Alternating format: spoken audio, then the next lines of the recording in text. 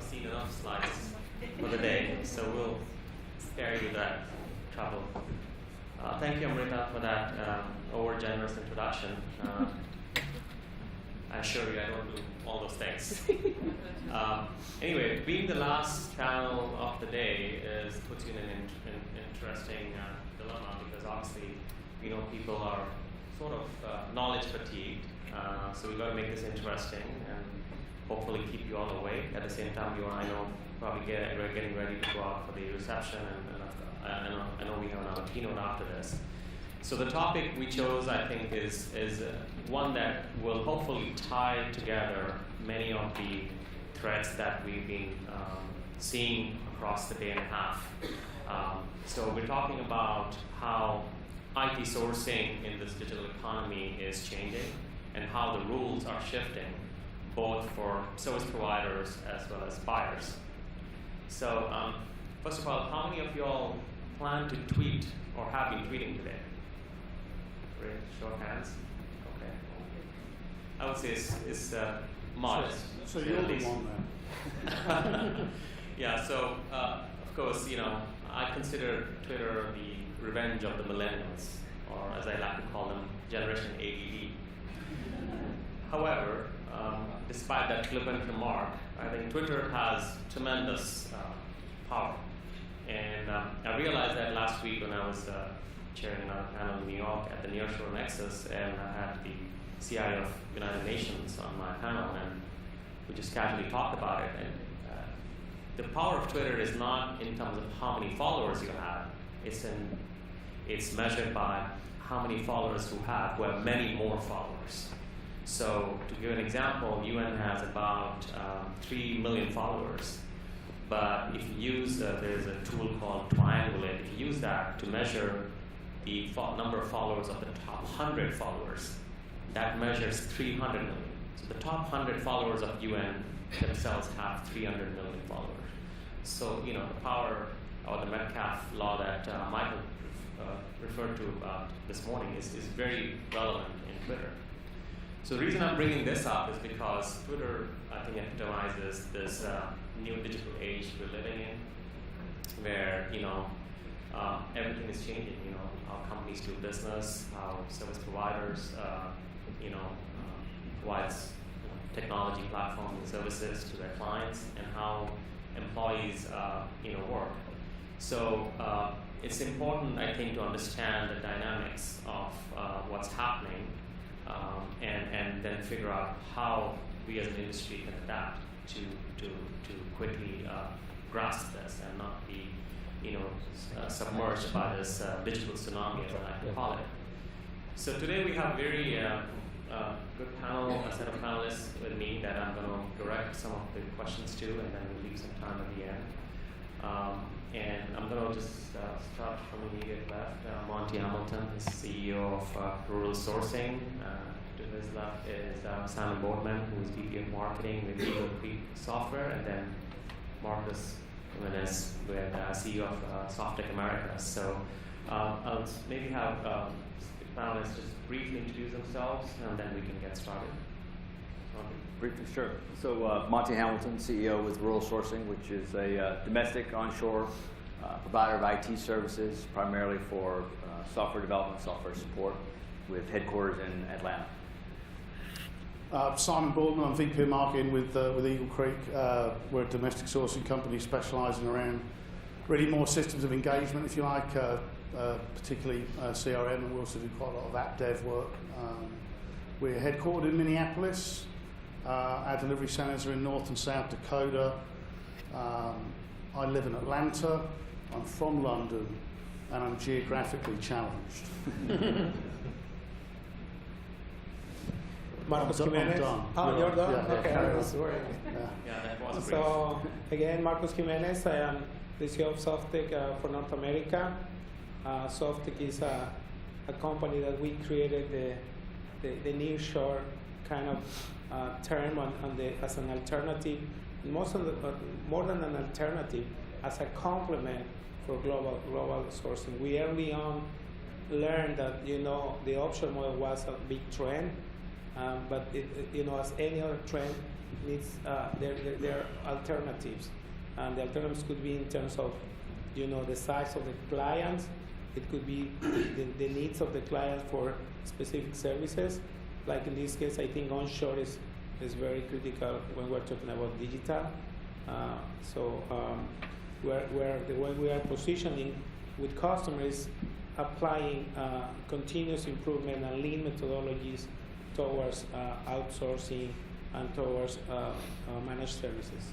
So we are using a totally different approach, trying to convince our clients not to measure based on FTEs, but into actual outcome, to measure the total process, the total value, and drive continuous value out of it. Thank you. So today we'll broadly try to deliver 3 takeaways. One would be around how are global organizations transforming to a digital enterprise and what are their drivers. Secondly, it would be around what are the key skill sets that are required in this digital economy and what may be some of the challenges or inhibitors. And lastly, how are the service providers adapting to this new way of doing business in the digital economy, and especially with respect to onshore providers, how are they sort of embracing digital? So I'm going to start first with a question targeted to all 3 of you. We've been hearing a lot about this digital disruption. So what do you see as the key drivers for companies to transform into this new digital economy? What are some of the key business as well as technology drivers? So I'll jump in on that one. I think this phraseology we hear a lot these days, right? Digital business, digital transformation, and I think there's a direct relation there to the opportunity for onshore, that domestic delivery model. And the example I'd give you is that that is one large component of a set of circumstances, and there was a set of circumstances that really was the catalyst, was the driver for the early success of offshore. And for example, some of those were economic drivers. So India, towards the end of the 90s, was essentially a closed economy that had to become an open economy at that point for various reasons. Secondly, there was this thing that, if any of you remember it, called Y2K. So we had this huge pent-up demand for a degree of IT help and skills that couldn't be met within a compressed time frame. And those circumstances come together. India had an educated and technically proficient workforce that could satisfy demand that existed then. That was fairly quickly followed by the crash of 2001, which was another driving force for offshore, because everybody was cutting costs and trying to find cheaper ways of delivering IT services, and not least of all the pressure that Wall Street exerted on the larger companies to make sure they had a strategy in place to do that. So if you come now to sort of 2015, there's a confluence of circumstances that drive the opportunity for onshore. Digital transformation being one of them. I would say digital transformation is to onshore what Y2K was to offshore. We also have some of the economic circumstances in that post-2008, some of the labour costs in the US have gone down. So the battle in digital disruption or digital transformation, the opportunity is all ostensibly around the customer experience, and how are companies going to differentiate themselves and compete in markets where they struggle to differentiate in other ways. They have to own, they have to provision and support these singular customer experiences to keep customers, win prospects, and serve constituents. In order to do that game has changed somewhat from a contextual intimacy perspective, from a geographical proximity perspective. That is whether it's the driver for onshore, but it's a significant driver for the opportunity in onshore. So, we've heard some different concepts these last couple of days. Some of us scratch our heads at some of them, go, I'm not sure if that's really true or not. Digital disruption, digital transformation, these are real concepts that senior leaders are dealing with and trying to figure out how they're going to take advantage of those. Okay. So, but is the real driver behind this, is it the changing consumer pattern, or is it the competitive environment, or is it the threat from the so-called born digital companies like Uber and Airbnb who are coming and stealing the lunch of their predecessors? So, you want to comment on that? Yes, I think as you said, the drivers is basically software used to be an enabler. Software now is the business. So you just mentioned Uber, like 200 people company valued at $40 billion. With they say it's a cap company with no cap. So it's Amazon, I think, is the example of all these. They are disrupting every industry. I mean, what we see is happening is, of course, mobility is enabling that. Cloud is enabling that. It's definitely a driver, and definitely the evolution of communications. Now it's kind of, they create the perfect storm for almost any company, startup, taking over full industries. So the way we see it is there is the technology piece of it, and there is also companies that they are using lean methodologies to basically transform industries. I was talking to some of the attendees about clients we have that 20 years ago they were bankers, and now they are the largest beer company in the world, just by optimizing processes, automating processes, and using technology. So definitely the digital economy now it's a lot driving the business. The business is the software, and that's why now we're having this revolution. Now we're having companies, giants like GE, traditionally based on, I would say, heavy manufacturing, betting on software, because software is now the new way of doing business. Yeah, I think to your term, everything is becoming software defined, and Tesla, for example, is a software defined car. So a General Motor now has to, obviously come up with offerings to compete with that and provide these connected cars. So, and this phenomenon is happening across all industries, right? Monty, what do you think? Yeah, or are there specific industry where you see it more prevalent? Yeah, a couple of quick examples come to mind. I mean, you mentioned one of them, Tesla, that's clearly shaking up the car industry, as well as Google with their driverless vehicles, right? Now, every major car manufacturer has a program for driverless vehicles, and so it's a matter of time for that. If left to their own devices, would we see that today? If left to their own devices, would they be working on their battery-powered cars? Probably not. So there are always two key drivers for any large businesses: fear and opportunity, right? And those that jump out ahead are the opportunistic ones. Good example of one I'm somewhat familiar with, in a very staid industry, the apparel industry, right? Under Armour, who wakes up every morning trying to figure out how they can beat Nike, right? Kevin Plank is their very competitive CEO. They've spent $750 million, $750 million in the last 18 months on buying 3 apps: MyFitnessPal, Endomondo, and MapMyFitness, right, are the 3. So Kevin's vision is that they will become a digital company, right? So this will be a big part, is a big part, if you listen to their last quarterly earnings, is a huge part of his strategy moving forward, that your clothes will become technology proficient, right? They will be connected to something. And so to bet, a pretty big bet on 3 apps to move them in that direction, I think is a huge reflection of being opportunistic and seeing where the market is headed. I think the other one in the car industry is Mark Fields, the CEO with Ford, who's relatively young, 49 years old, fairly new CEO. And his quote recently was that in the past, the car was the ultimate industrial product. Going forward, the car will be the ultimate technology product. And so they know that the market is moving there, and they're shifting their energies and their investments in significant ways to those efforts. Yeah. So I think in my mind, digital really enables these, what I call digital value chain, which unleashes huge potential in companies that has been latent.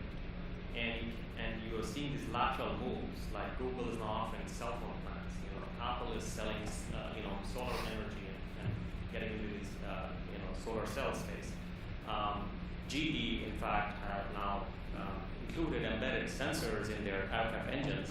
So now they can actually price those engines not based on per unit, but based on how low that downtime is, because the downtime for any aircraft means lost revenue. And they're able to predict, using predictive analytics, when an engine needs maintenance. So it's no longer a set schedule. So all these, ways of maybe enhancing revenue or changing the value you provide to clients, going to more outcome-based rather than unit-based pricing. These are all sort of models that are being enabled by digital. So coming back to our industry, then we hear about smart stack and cloud and automation. How is this changing our industry specifically? Is this going to rapidly cannibalize the industry, or how do you see this shifting the way you're yourself doing business? Yeah, I think the part of there's a balancing act right there that's existing, and there always is in business, but particularly today. You take Monty's example of the Under Armour guys. They're making big bets. They're investing in certain technologies, and they can't fail. I mean, there's no. If you look around the industry these days, if you go back 20 or 30 years, there was the leader of the industry. Then there was number 2, number 3, number 4. Avis made a living out of it in the car rental business. They were proud to be number 2. Well, there aren't going to be any of those guys that can be 2, 3, or 4 because of the nature of the way that we consume those kind of products or services these days. So there'll be.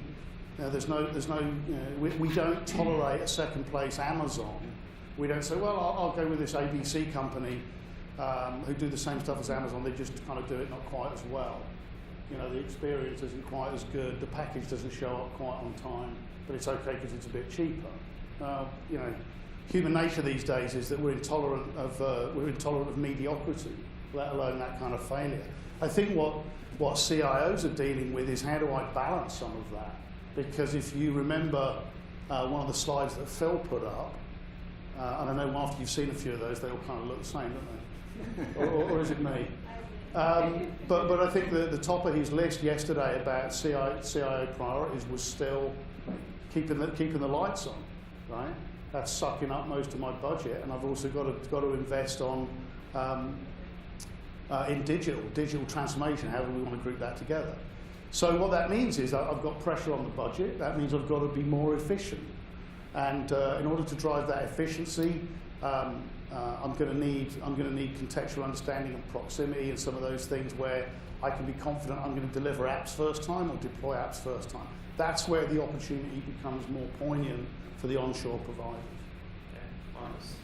Well, the way we see it is definitely the landscape is changing, because clients, they are learning faster on how to leverage global service providers. The example we heard this morning from Dr. Leciti about Telefonica reducing significantly the number of people they have offshore by automating. We hear that every other day with large customers. So we see that every other day, and that's a way for us to differentiate too, because the faster you attack the problem, the most opportunities you could have as a provider to position differently as a new type of vendor. So just to share with you, last year I was in San Francisco. I don't know if you were there, with a Bank of America's technology conference. So one of the inhibitors they were mentioning that was not helping them to accelerate transformation was the legacy vendors, as they call them. Say, they are so much into the interest into their business that they are not facilitating the process. So these kind of they are launching a big transformation. I mean, for a bank like Bank of America, a big transformation into digital, that they are hiring what they call a new breed of vendors, more agile, faster, with less legacy, and more into helping them automate. I mean, they are fully into DevOps. They are becoming more agile. So you are going to see this changing I would say, Phil, what they already mentioned, it's going to change dramatically in the next few years. Absolutely. It's already happening. And so I think the question was on how SMAC is changing our industry, right? So, Yeah. I think it honestly is changing everything, and especially how our clients want to consume our services that we offer, right? So they are becoming accustomed to buying on demand, to buying a standard package of goods, and making it easy to do that.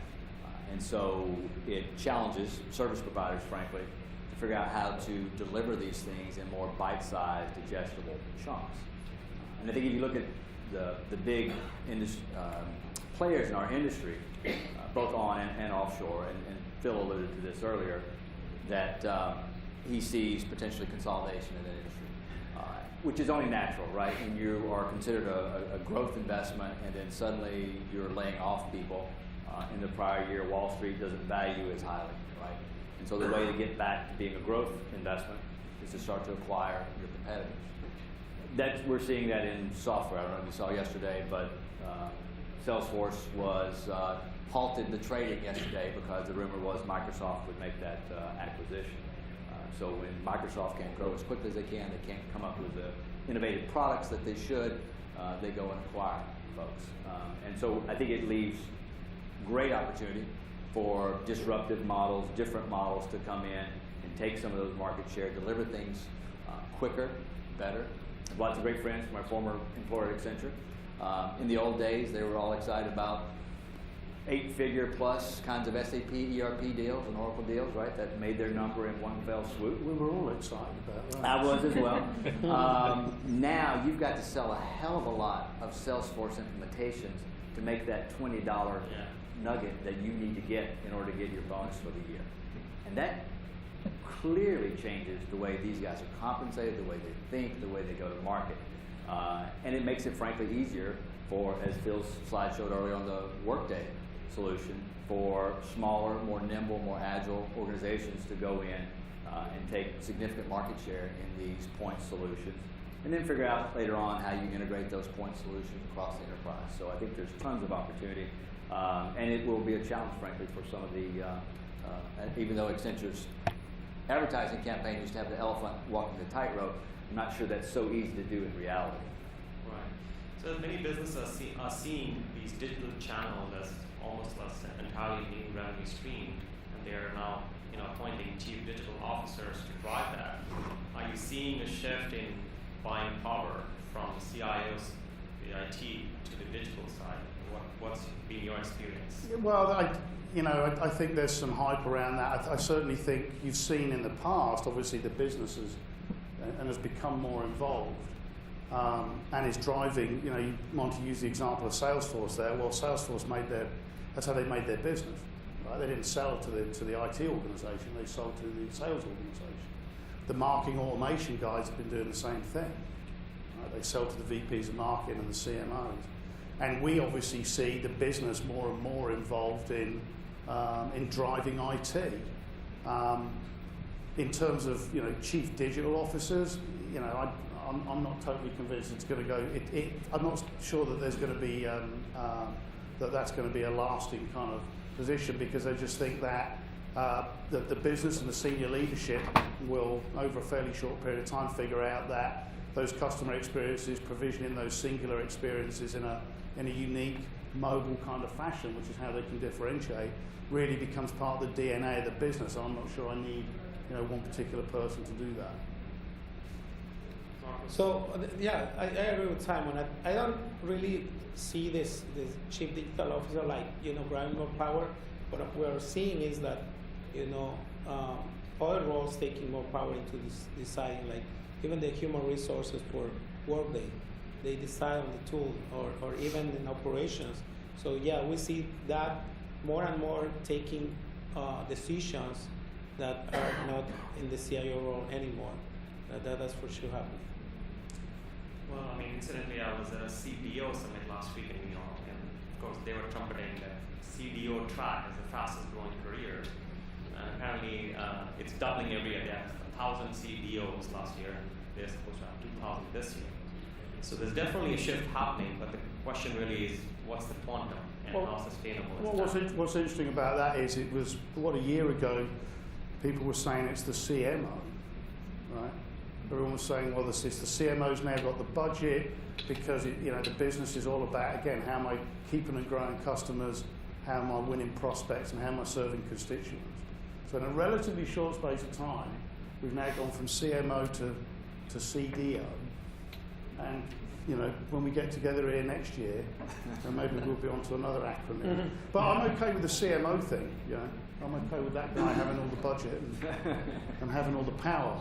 Right. I do think one thing that I see, if I comment on that, is while we're still targeting the CIOs for our spend and folks who have that responsibility, what I do see of these men and women are that they are much more attuned now to really what is happening in the CDO's office or in the CMO's office or in other offices, frankly, for that matter.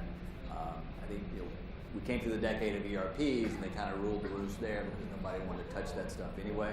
And now everybody wants to touch digital, right?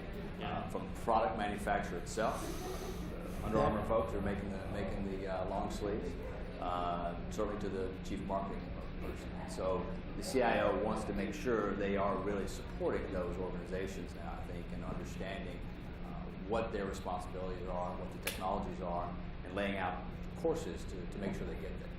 Right. Yeah, I think the CIOs are now grappling with this stealth IT, which has come up because of purchasing by sales and their marketing departments. So I think CIOs themselves are getting now pressure to catch up with with the digital reality.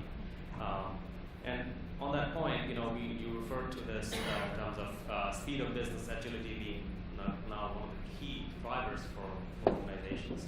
So how is onshoring sort of situated in that? Is this a way for onshore to perhaps steal the thunder from offshore, or how do you see this? Yeah, I think it's a huge competitive advantage for us, right? To be close to our clients, to be able to get to our clients in a day, even though we're maybe working remotely, delivering those services remotely, but doing it over video in their time zone, within their business context, right? Of how they want to approach their customers, what experience are they creating for their consumers. So the ability to understand that and then translate that into software and product is a huge advantage for us. And really in our business, I think I've seen kind of three major drivers, I would say, in that. One clearly is the need for speed, right? So Simon is the marketing person, the Salesforce person. They're not really patient for new solutions to get out there. They're under a lot of pressure. How do they compete with the disruptors? And so how quickly can you get something out there? And multi-year projects are just not acceptable. So I think that need for speed is certainly there. The other thing that we've talked a bit about today, and been some difference of opinions, I think, is just clearly the skills gap, right? So in the U.S., we are not doing a good job of creating STEM graduates out of our four-year universities. And I think there's been a spouse, and I certainly agree with the fact that it's not the best way for every person out there who wants to become a software programmer, a technology engineer. There are other better ways to get that workforce trained up and skilled and ready to go and earn a living, as opposed to coming out of Ford University and trying to figure out how they pay off their $100,000 college loan debts, right? And then the third category I would throw out there is really this whole idea of the differences that we hit on of the buyers, right? So while the CIOs for us, typically are the person finally signing off, they are getting influenced by the chief marketing person, supply chain VP, as well as the chief digital officer. So I think those three categories are driving a lot of change, frankly, in terms of what we see and how we go to market. Yeah, I agree with Monty. I think just by comparison, the onshore model and the characteristics that has that makes makes the companies unique and able to move at the kind of speed they need to, are exactly pretty much the opposite of what offshore was built on and remains to be today, right? It's about scale and price. And that's not necessarily, they aren't necessarily the drivers. I'm not saying price isn't important, right? Price is always important. But and I'm going to steal a line from Monty, it's not necessarily scale, it's skill, right? I'll buy you a beer for that later. Right. Yeah. It's not so much scale as it is skill, and the reality is again that there's a huge amount of money invested in those back ends in offshore, and the offshore guys are going to have to try and make those work, and they're going to be they're not going anywhere. There's plenty of opportunity and operational things for those guys to do. They're just not necessarily suited. It's horses for courses. And the course that we're on at the moment is about the contextual proximity. It's about understanding how to work with the business as the business works with IT, and IT is kind of becoming the business, so to speak. And that model just doesn't lend itself as well as the onshore model does. So Marcos, you of course are primarily a nearshore company, although you have offshore as well. Are you seeing a shift in how your customers are allocating and where they're allocating these services? Or does shore even matter anymore? Well, yeah, definitely we are seeing a difference. I think when we are talking about digital, cost is not the main driver. It's about agility, it's time to market, because I think more and more both traditional industries, they feel the pressure to bring new products to market, because otherwise their business is being eroded by other newcomers. Companies that they didn't exist even 5 years ago, they are growing very, very fast. So agility is the main component. I was sharing with you last night, I was in a roundtable with the CIO of the federal government, Tony Scott. He was coming from VMware, was the CIO from VMware, and prior to from GM. And definitely there is, even in the government side, there is a need for speed. And why? Because it's very real. The value of using the new technology. Just give me an example about mobility. We implemented a DocuSign for G Capital. Just by implementing DocuSign to accelerate signing documents, it's kind of very simple, right? They save millions, in storage, in postage fees, in paper, inks, printers. Those real examples are impacting the businesses. They want to bring up solutions faster, so they create a program based on lean startup. But basically, the reason why they create this program is they want to bring solutions faster to the market. Even if the solutions are not going to work, they want to fail faster. So this is what is creating the pressure. G is kind of an example on what's going on in the outsourcing industry in general. So they used to have a program that it was based on outsourcing 70% of their IT work. So this year they changed the policy to say we're only going to outsource 50%, and we're going to bring jobs back to the US because we want to develop more technology, but they want to do more automation. So this is definitely changing the whole game, because in order for you to be digital or to be in the digital business, you gotta be agile, you gotta be fast. Yeah, definitely automation is changing the economics of outsourcing. And, if you can automate the processes far enough, onshore suddenly starts competing on the rates. And in terms of skill sets, are you seeing now Agile and DevOps finally taking like a mainstream or front stage position, or is it still just a small sub-segment? Oh, we are definitely. It's coming all along together. Especially the companies more mature on this. They are somebody mentioned the buy model. They are kind of using the legacy and integrating the process through DevOps. So you can see it, if you could see a map, you can see a traditional IT, you can see the traditional apps, both development and support, maintenance and support applications. And in the middle, you have DevOps, trying to help them accelerate automation of provisioning, automation of QA, automation of even in some cases development. So we see large companies investing heavily on DevOps. Absolutely. So let's talk about the skill sets and what are the digital skill sets that you need today to service your clients in this changing environment? And how are you able to find them here onshore? Well, I mean, one slightly different tack I'll take on that, because we have talked about that somewhat. We accept there are challenges, right? But those challenges are global challenges. So, Gartner will tell you that by 2017 there'll be another 1.4 million jobs created, IT application, app dev types of roles. It's 4.4 million globally. So the challenge that exists today isn't just a US problem, it's a global problem. But the other slightly different tack I'd take on that, when you talk about what are the skills that are needed, and our resident futurist this morning mentioned this. If he was a real good futurist, he'd be able to have predicted that I couldn't remember his name, but I don't know whether he came up with that one. Michael Rowe. Right. Thank you.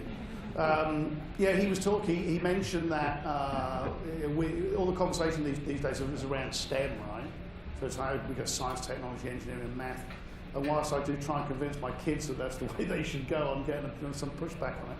But the other thing to consider is that when you talk about digital transformation, and if you accept that a fairly big component of that is how do we provision these experiences that are singular and personalised and mobile and that kind of stuff.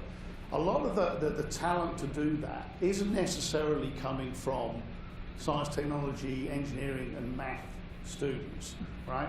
What we have to achieve is the opportunity for a well-rounded, balanced type of education where the folks that understand how to present some of those systems, if you like, to the end user aren't necessarily coming from that kind of background. And if you look at some of the sort of innovators that the names roll off the tongue all the time for us, they weren't STEM guys. In fact, most of them didn't even finish college, right? Zuckerberg didn't finish college. Jobs didn't finish college. They certainly didn't study IT. So I think what we have to be somewhat careful of, and yes, I certainly accept that there's a supply, demand is outstripping supply for the STEM type of graduate. Human nature is, what do we do when that happens? Well, we all migrate over here, and the pendulum swings over, and we do a lot of stuff over there. And the reality is, the pendulum will swing back. It'll be somewhere in the middle. So, my counsel there, just from that particular angle, is that we don't ignore the liberal arts kind of educations, because the perspectives that those guys have will be there'll be a lot of the guys that are creating those kind of customer experiences that our customers need. Yeah, that's very true. In fact, STEM is being replaced by STEAM, where they're adding A for arts. Right. And great, we've got another need for creative skills, whether it's UX design, industrial design, all those skills are becoming very, very integral. So. Yeah, I think in some degree I agree with Simon. At the end of the day, you need people who love to solve problems, right? When I came to the Accenture model, even though I'd been trained as MBA, I thought I was ready to be a CFO. They said, no, you need to learn how to program in COBOL. Well, I was absolutely the worst programmer in COBOL there ever was. I almost got fired. Fortunately, business process engineering came along, and they said, we think you might be better over here, Monty. But I do believe that there are those skills, again, that can be trained. Part of our responsibility as an employer in these places, I think, are to help these young folks in their career develop some of the other skills. We have a very robust internship program. And so we get the computer science majors who come in typically in their junior year, and they work with us as a part of a team for a couple of years. And by the end of that 2 years, these folks have real applicable, real world experience. And they learn a ton. In fact, run into somewhat of a problem recently where several have come to us and said, hey, Maya, I'm a little torn. Next semester, I've got to write a check to my university, for which I have to borrow some more money to do that, where I'm not learning as much as I am with you, where you actually pay me to come here and work every day. What should I do? I take the easy road out and say, listen, you just talk to your parents about that. I'm not getting involved.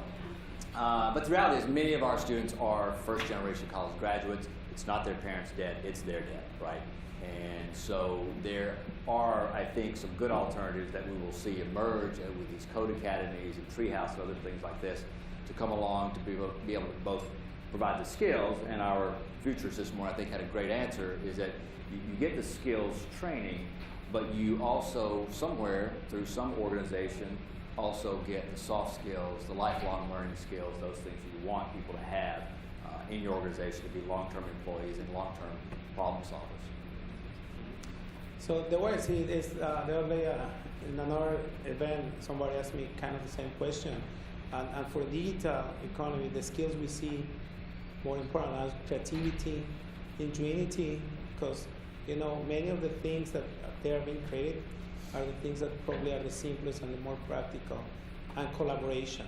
So I'm talking about technically is we are creating these agile teams that are Scrum teams that basically they mix up business technical people to deliver faster products, because that's the way it is. It's not a single technical skill. I would say technical skill is required, but I don't think it's the most critical one.